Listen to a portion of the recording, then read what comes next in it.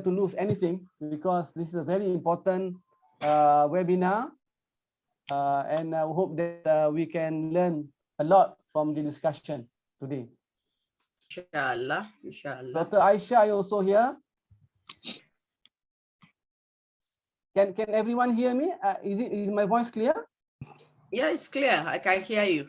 Yeah, because somebody is sending a message to me that my voice is not clear. Dr. Azian, where are you? Can you hear us? Dr. Azian? I can hear you loud and clear from Nigeria. Wow. Nigeria. It's just like you are staying beside my house. Alhamdulillah. Yeah, your voice as though you are just my neighbor. Yeah. Man, How are you? Alhamdulillah. Good. You look very young. Huh? You look very young. Buban dah ni. Sikit. I'm already 61, brother. But he looks like 30 you years don't old. look- He looks like 30 years old. Yeah, he doesn't age very much. Yeah. Our family, okay? Alhamdulillah. Alhamdulillah. All in Nigeria, is it?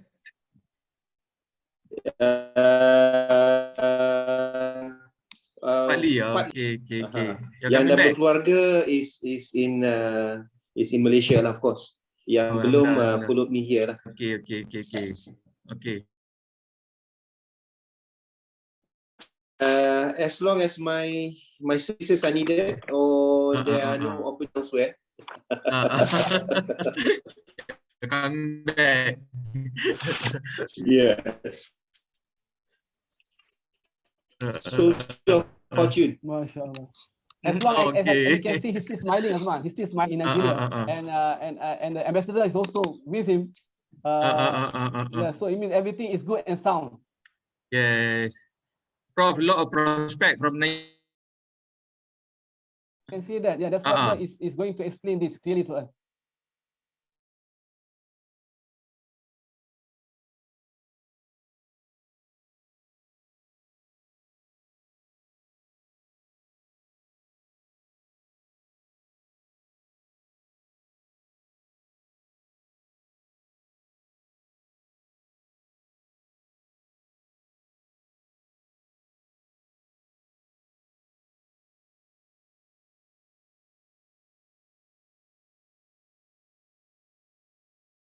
Number is increasing now, alhamdulillah. They can wait to listen to our friends in Nigeria, including our ambassador, Her Excellency Nur Fadlizan, and also Cik Khairi. Ya. Cik Khairi, ada Cik Khairi? Ada tu. Masya Allah. Ada. Masya Allah.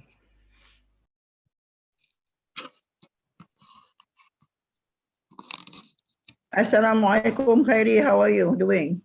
Salam. You know Cik Khairi, Datuk? Yes, no, we are not new to each other, but we haven't met in person. We always on a video cam, and I must say we have been working closely together. So, I mean, I told you twice, I've been working closely with our trade commissioner. What is stopping me is because of the COVID. We can't travel to Africa, West Africa. Yeah. I have a visa for Republic of Benin already expired because of the COVID. So, but yeah, and Khairi is the perfect guy to bring in, being a commissioner, and very helpful. He's very, very helpful with information and very accommodating, I must say. You know, but it doesn't. I mean, somehow it doesn't materialize because of the MCO. Yes. And also I like to hear from what Her Excellency got to say about doing business in Africa, West Africa. She's ever ready now.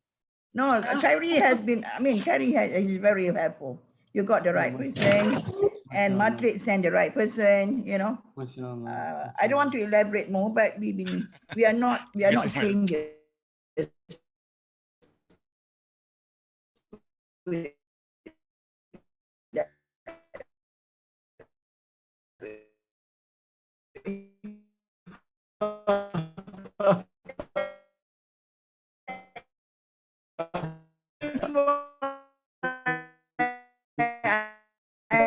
That's why I'm willing to come on board. Otherwise, usually I don't want to waste time. I know. All right.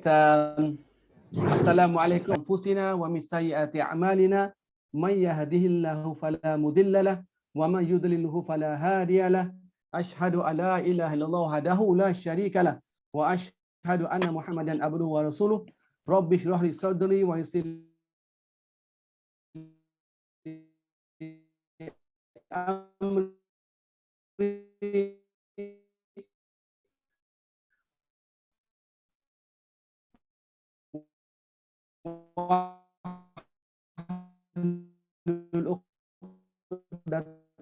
min lisani yafqahu qawli. Our honored guest, the Nigerian ambassador designate to Malaysia of the American Islamic Bank in Nigeria. Ladies and gentlemen, colleagues, entrepreneurs, friends from African countries as well. I saw yesterday a lot of our brother from Africa coming in, saying that they want to join this webinar. I'm very happy. And also from our friends from Malaysia, our entrepreneurs are also here. They are smiling now.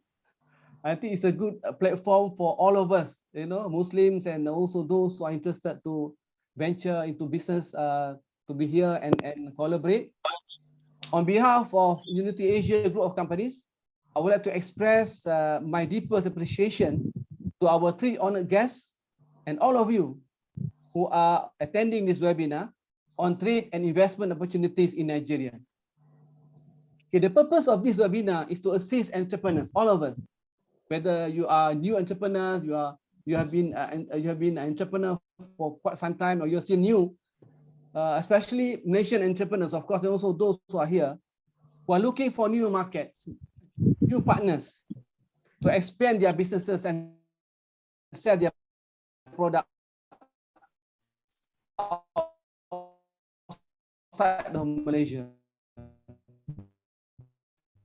And in this case, in Nigeria. And as we all know, due to the COVID-19 pandemic, and also have to collaborate and find good partners locally and outside the boundaries of Malaysia. We at Unity Asia Group of Companies are now moving into Thailand, just for a brief introduction, with the opening of our 100% halal mall in Patani, Thailand, ASEAN Mall, by collaborating with our partners in Thailand, and it was opened on 10th of April, about 2 weeks ago. And before we begin discussing on the topic of trade investment opportunities in Nigeria, I would like to introduce briefly our outstanding speakers and honored guests who are currently in Nigeria. Okay, I hope all of you can relax, while listening to this deliberation, and try to gain, and hopefully by the end of this discussion, all of you are prepared with questions. In fact, our honored guest, Her Excellency Dr. Hajara said she wants to hear questions. So I hope you are prepared with questions, and or maybe you can write questions while listening to the presentation. All right. Okay, let me first introduce Her Excellency Dr. Hajari Ibrahim Salim. Okay, she is the Nigerian ambassador designate to Malaysia. Dr. Hajara Ibrahim Salim is a very experienced civil servant who retired as a director with the National Assembly, the Parliament, and ventured into active politics in 2014. And Dr. Hajara Ibrahim Salim obtained her master's degree in public administration and a PhD in management. Very qualified, very qualified. And other than that, she's a wife. I'm sure a loving wife, a mother, and a grandmother, ready to put her wealth of experience to serve as Nigerian ambassador to Malaysia. Wow, very outstanding. Our second guest is Mr. Muhammad Khairi Maidin, the Trade Commissioner of Malaysia in Lagos. He is now in Madrid, the Malaysian External Trade Development Corporation. He was appointed as the Malaysian Trade Commissioner in Lagos in 2016.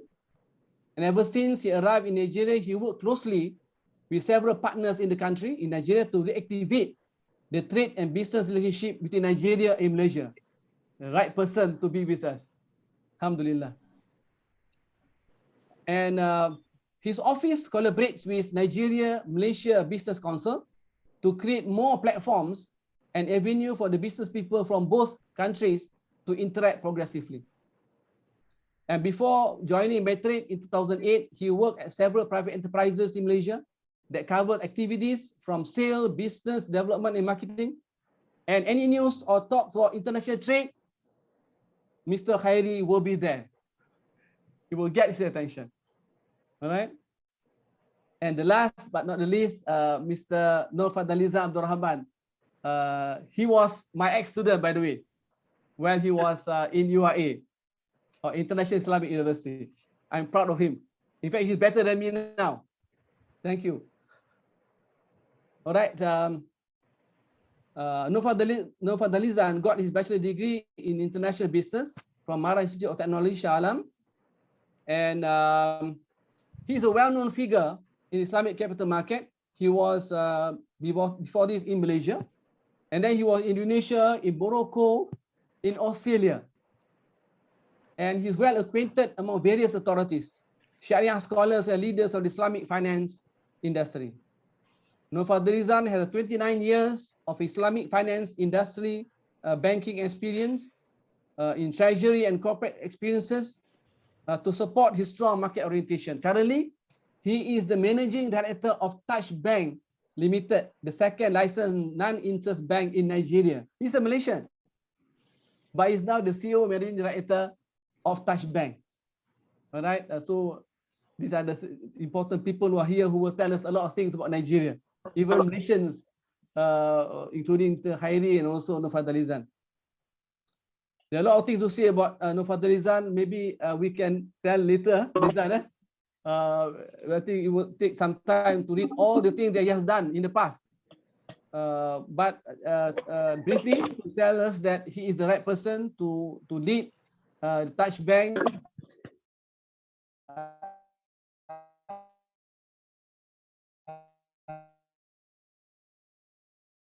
in Nigeria.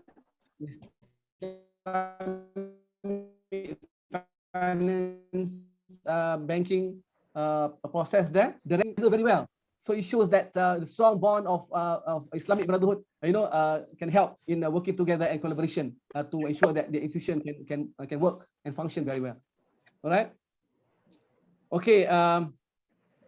Without further ado, I would like to call upon our first speaker, Mr. Khairi Maidin, the Trade Commissioner of Malaysia and Lagos, to begin the introduction. Okay, so each one will be given 10 to 15 minutes, and then we will have questions and answers. All right, Mr. Khairi, please. Thank you so much, Professor. Good morning, Assalamualaikum to all. Her Excellency, Dr. Hajara, Mr. Lizan, and Dr. Hayati, which I know, and to all our friends in Malaysia and also from Nigeria. Okay, thank you so much for the kind word, Doctor, Professor.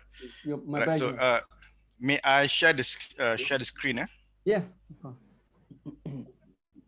Okay. Please enable my.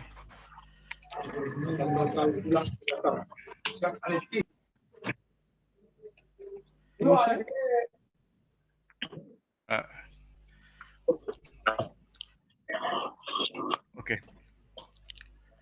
All right. Okay. So. Okay. So my topic today for this webinar is Nigeria as the next destination for Malaysia businesses.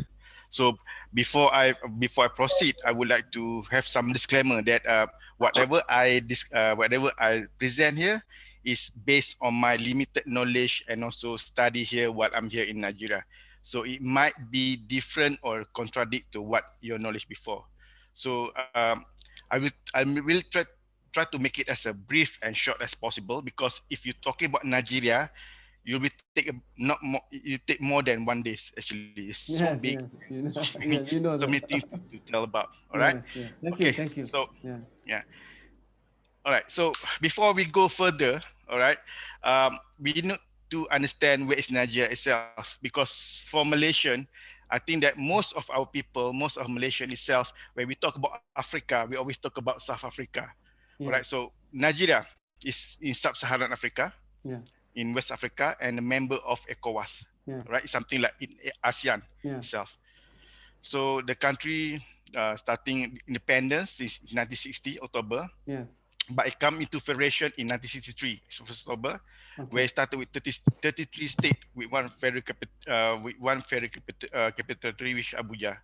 So the current constitution is called the Fourth Republic. After Okay. there are several we call it coup d'etat before. Oh, okay. Yeah. All right. So now is the last 1999 is they call it the Fourth Republic. All right. Okay. So the total area, this is of course you see the numbers quite bigger than Malaysia. Yeah. And current government is President Excellency President Muhammadu Buhari, and the Prime Okay. Vice President is Yemi Osinbajo. Okay. Thank you. Yeah.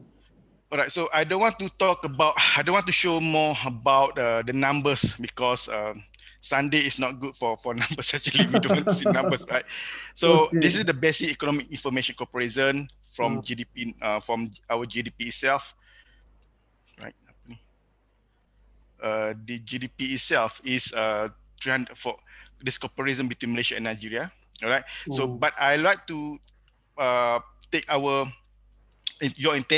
your attention to the population itself. For example, like comparison to Malaysia is 32.7 million, but for Nigeria Oh. is 206 million. There's a 2020 numbers. All right. Mm. And yeah, that is the numbers. And then we are here. We are questioning why Nigeria is the next business destination for Malaysia. First of all, Okay. of course, it's the biggest economy and the biggest population in Africa, right? Oh. And it contribute about 20%, 25% of the African continent in GDP itself. Oh. And then the increasing of middle class and youth market. So basically, the middle class and youth market in combined, it contribute about $28 billion for Nigeria, and it is 28% of Nigeria is middle class. Right. So if you're talking about the classes in Nigeria consumer market, demographically, I can say we have like 3 layers of demographic. The first, the lower, which is called the lower income, the lower income earners, they have like 3 layers: the upper lower, middle lower, and lower. And the even in we have the middle classes, which is 20%, and the another 2 or 1%, which is the elite.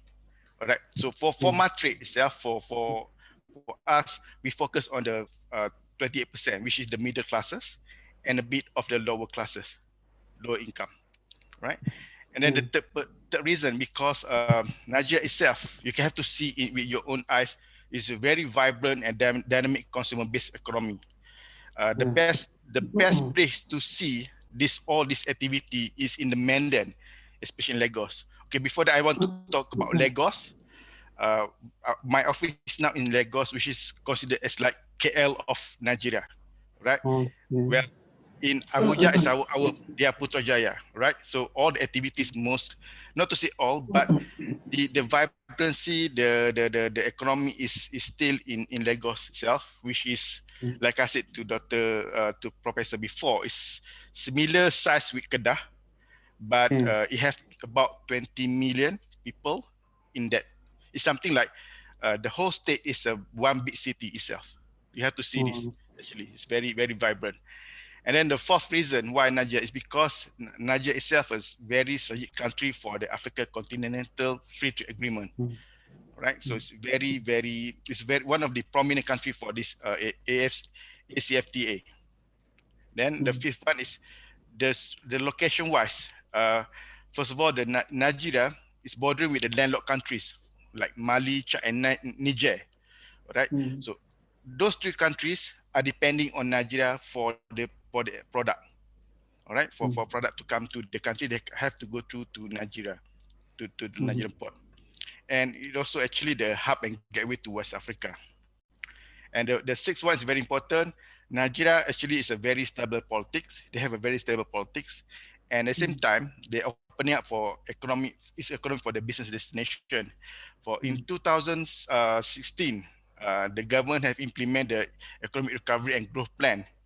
So in that economic growth plan, they already formulate several plans for how to elevate, how to boost economy away from their traditional economy, which is the oil and gas, right? So the next one, okay.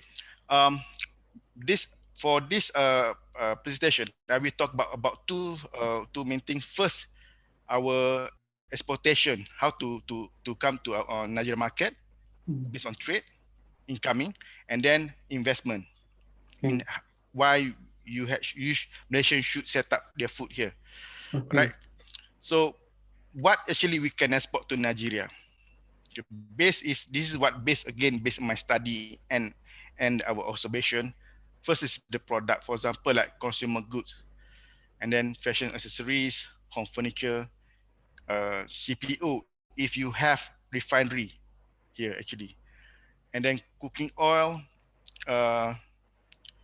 So okay, cooking oil is okay. This is not. I need to repair that. It's not cooking oil actually. Okay, sorry. Okay, right. Then cracker and cream biscuit. Okay. Right. And then food and beverage. And then don't forget about services. All right. For example, like we have here, biometric ID service is done by Iris already, oil and gas support, and offshore support. We have that, and we have also network marketing company here in Malaysia, from Malaysia. And of course, we have palm oil plantation consultancy, also agriculture, and also Islamic finance. But the most important thing is now what's the potential products? Yeah, what potential? You can see that we can also bring the power generation and distribution related components, right? For automotive, building materials, food processing. And also the new upcoming in Africa is the renewable energy environment management system, the green tech. All right, this is very, because Nigeria is, and also other African country, they have this fund, international fund for green tech, right? And also the services, you can see the infrastructure concession, for example, like highway concession, and another supply chain services. Okay, I will share this with the secretariat. Yeah, please. So maybe you can distribute this. Yeah, thank you, thank you. Thank you. All right. So the next one is, what's the potential area or sectors of collaboration for Malaysian investment in Nigeria? So Matrix Lagos, we identified about 10 sectors actually, 10 industry. First, consumer market itself. When I talk consumer market, is something about, mostly it's about retails, right? So my suggestion for the Malaysian is, if you like to be here, you can start with the assembly and packaging in Nigeria. Even though you can bring the product from Malaysia, you can start as a packaging. Something like you import you export the raw material from Malaysia, and then you just do packaging assembly in Malaysia, in Nigeria. Then you can go further about, or you can go to the next phase, which is manufacturing. And the most important thing is retails. So to have Malaysian products in Nigeria, the best part is the strategic thing is to have our own retail outlet here. See. All right. Okay. Then agro-base, which is agriculture is one of the important, and then the most the focus area in ERGP, Economic Recovery Growth Plan of Nigeria. So they're looking for partners to have for many countries. Where for me, I try to promote to Malaysia to come here to partner with Nigeria for the to promote, to boost the agriculture sector. And of course, the third one is plantation, which is It's very popular, I think very popular subject here in Nigeria, especially for palm oil. So if you know that, uh, you know the history of palm oil where the British take the palm oil from Nigeria and send to Malaysia. All right, we developed the palm oil. All right. Now I think, honestly speaking, it's about time for Malaysia to come back to Nigeria. All right, because there's a lot of opportunity here. For example, like in palm oil plantation, actually, there is we call that there's a palm oil belt in Nigeria, in the southeast. All right, so once also not just for plantation, you can start by also doing the we call it downstream, doing with mills and refinery. From that, you also can have the raw material from local plantation. Also, we can bring the CPO to Nigeria. All right. So number 4, commercial